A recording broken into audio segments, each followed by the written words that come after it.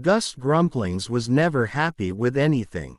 He had lots of friends, and parents who loved him dearly, but all Gus could think about was what he didn't have, or things he did have which he was unhappy with.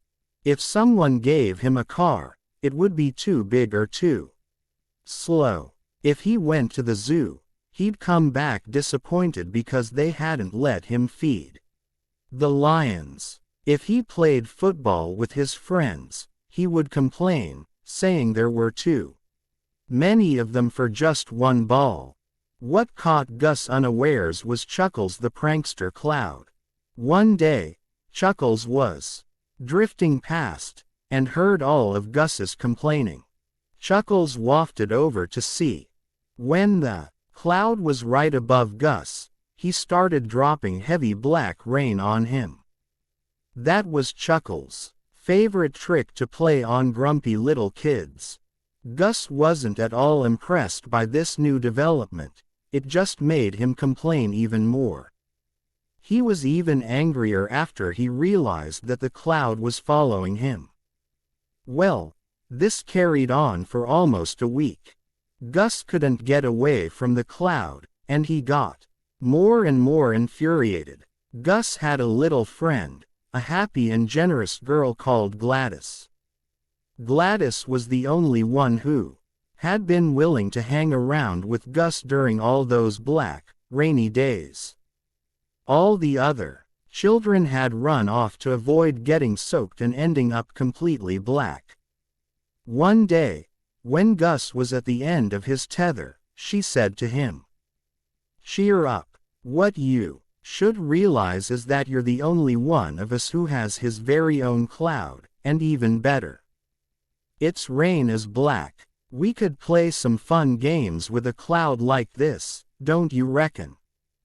As Gladys was his only company these days, and he didn't want her to leave as the others had. Gus reluctantly agreed. Gladys took him to the swimming pool, and left him there until all the pool water was black. Then she went and got other kids.